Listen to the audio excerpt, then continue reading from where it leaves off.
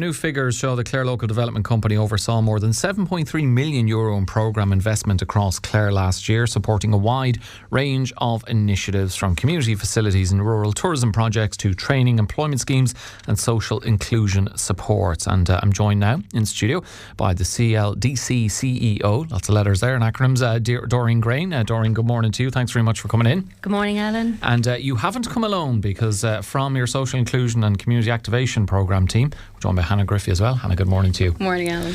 Thanks very much to the two of you for coming in. And look, Doirin, I'll start with yourself. Very positive news. That is a lot of programme investment across the county. Can you give us an overview of what that represents for communities around Clare?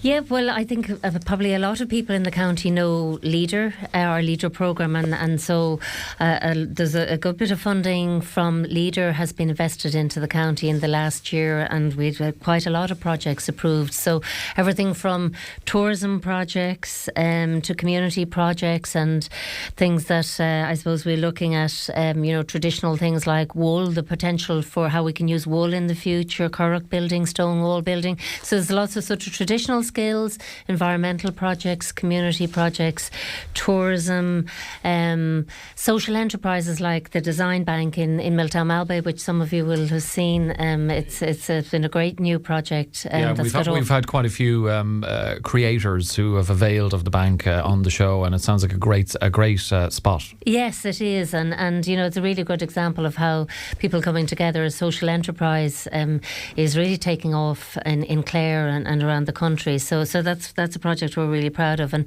other projects like Hazel Mountain Chocolates, 12 O'Clock Hills, the development of the walking trail, and Claresford, Clonlara. In fact, there's a really good spread of community enterprise, training, skills development and environmental projects all around the county, and that's just Leader.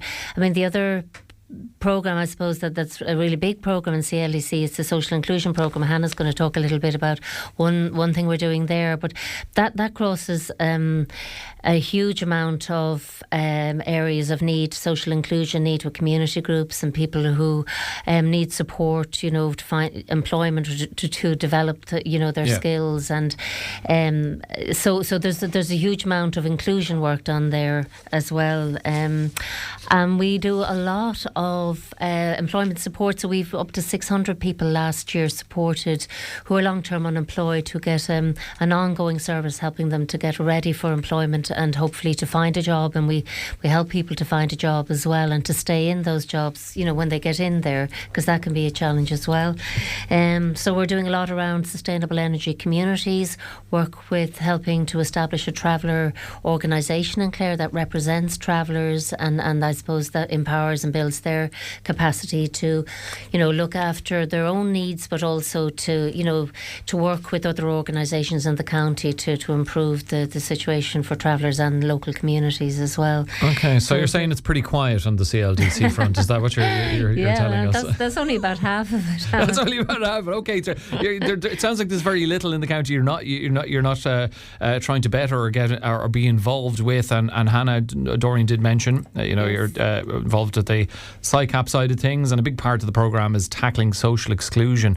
What does that look like in practical terms for people living in Clare? Yeah, so the biggest thing for us at the moment, or for me personally, that I've been working on is this Warmer Home scheme. So it's all about our energy poverty, making sure no one gets left behind, and the Warmer's Home scheme has been a huge part of that.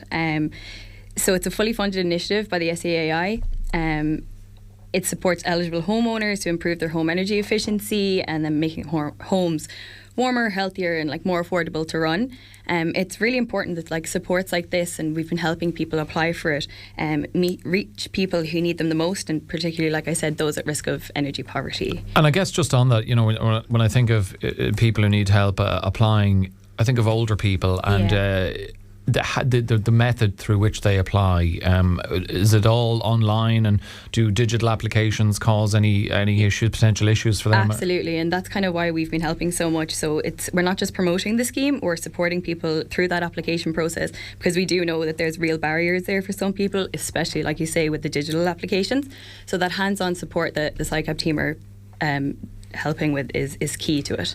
Okay, you're only halfway, Doirin, through the great work that CLDC is doing. Is there anything else of note that people should be aware of? Yeah, I think the Rural Social Scheme and THUS they're two work placement schemes, community sort of work placement schemes that are long established in CLDC and have been on the ground in practically every community in the county for many years. So there's hardly a community in the county that doesn't have a Rural Social Scheme or a THUS worker.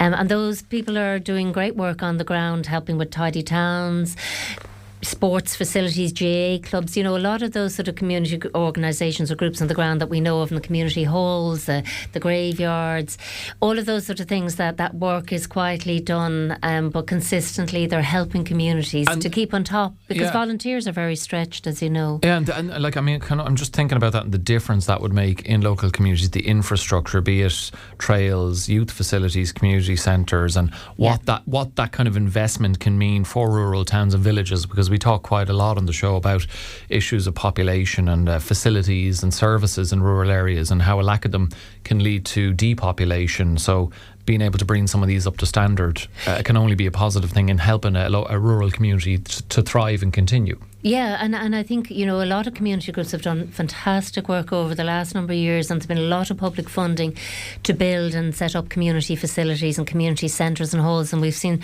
great projects and facilities, community facilities around the county. But the challenge for volunteers as well is maintaining them, keeping the doors open, keeping them maintained, cleaned, operating so, people can use them. And that, helping, I suppose the THUS and RSS schemes really help communities to do that. So that's making a big difference all over the county. The other thing I suppose to mention is something that isn't normally associated with us, but we have a community childcare facility in Kilrush, which we've 74 children from Kilrush and the West Clare area, providing a full childcare. Childcare in Kilrush, alongside Glebe House, which is a community and family support hub that we've opened in the last year, which is to support the local community. So we've also taken over what was the Irish Wheelchair Association's charity shop in Ennis, and we're now running that as a social enterprise. There's a lot of volunteers and people working in that facility who are contributing to the local economy, and who are helping to provide a service to people, and it's all part of our social enterprise and just transition work that Hannah's involved in as well.